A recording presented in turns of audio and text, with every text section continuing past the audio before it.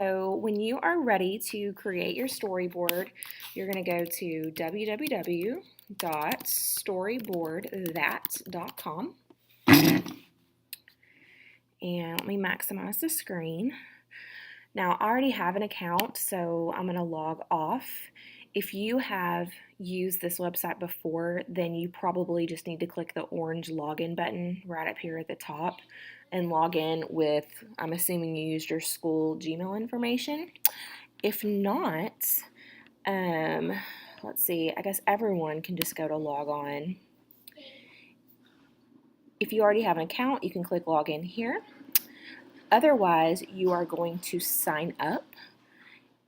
You can click on this red Google button and it will probably pull your Gmail information, but otherwise create yourself a username, put in your school Gmail address and your school password, that way you can remember, and then click your terms of service. I am going to put in a different account just so I can go through the sign up process again and you can see what it actually looks like if you don't have an account. So this is obviously not my school email, it's just an email that I use to create new accounts for demonstration purposes. So make your username, your school email address, and your school password. Click the terms and services yes and sign up.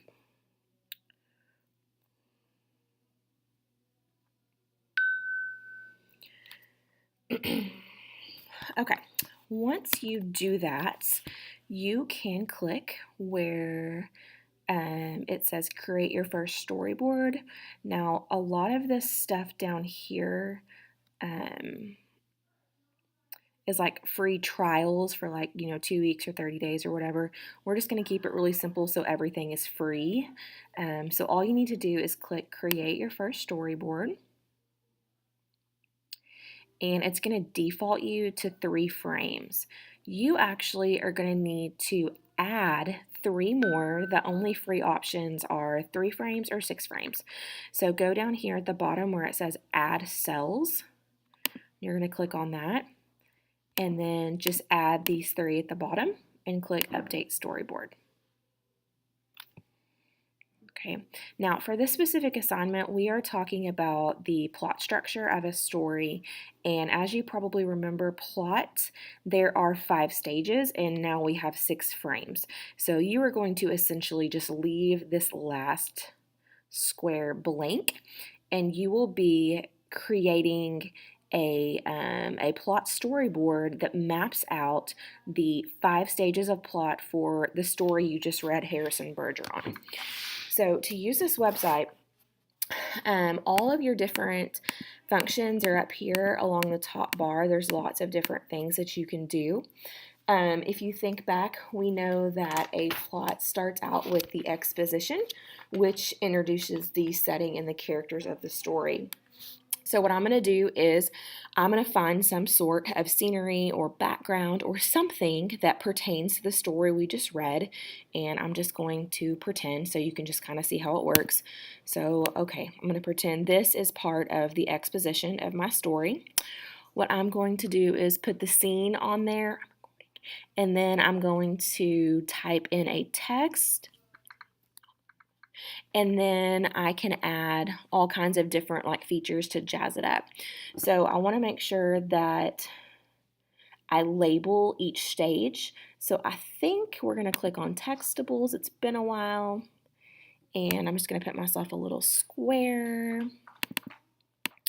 drag it over, and I'm going to type in the text box down here, exposition, and then I'm going to type out some sort of description that tells me that you understood the exposition of the story. So I'm going to say the setting of Harrison Bergeron was blah, blah, blah, blah, blah, blah, and so-and-so characters were introduced, blah, blah, blah, blah, blah, blah, blah. Okay, and I can do that, and I can change the colors, and I can resize it, and all of those things. If you're going to add some additional pictures in there, you're going to want to make the text smaller. You may even be able to make it smaller than a 9 if you just manually type in Let me see if I can do it. Nope, it looks like 9 is as small as you can go, so that's fine. But either way, and you can drag it, basically the same formatting features as like a Google Doc or something. So what you'll do is you will create a frame, 1, 2, 3, 4, 5.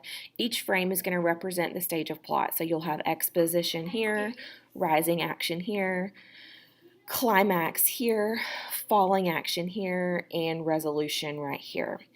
And then up at the top, you can do all kinds of different things. So if it's like an outdoor scene, it'll default you to some different outdoor images. If it is futuristic, there's all kinds of stuff. And then up here, you can actually look for different people and create what they look like. It's kind of like a Bitmoji. You can customize it for whatever you want. There's just all kinds of different symbols and images and graphics that you can use to create your storyboard. So the way you'll be graded is, number 1, do you have all 5 stages of plot? And number 2, have you correctly identified the stage of plot from the actual story? So let's say you've got your exposition, you've got your rising action, you get to the climax. Let's say that you put in that the climax of the story comes from page 40 when Harrison is talking to George. That would be wrong, so you would have points taken off for identifying the climax of the story incorrectly. Okay, so when you get done, what you can do is you can save also as you go, very important. Save, save, save at the bottom. This is not like a Google Doc where it saves automatically and your work will be deleted if you do not click save.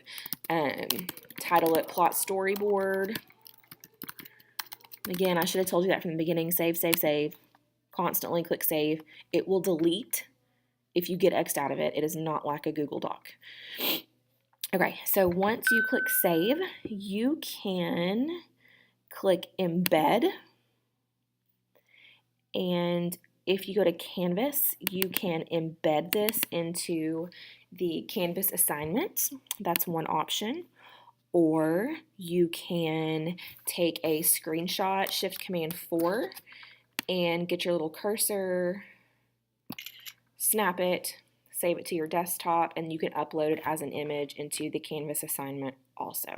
Okay, so again, you are identifying the 5 stages of plots, only using 5 of the 6 frames, and if you look at your lesson plan, it will tell you that you have the rest of class today and you have all of class tomorrow. Remember, your night 1 pager is due at the beginning of class. Just make sure that you are working in class because this will be due for a grade at the end of class on Wednesday. It must be posted into the Canvas assignment. Okay, good luck.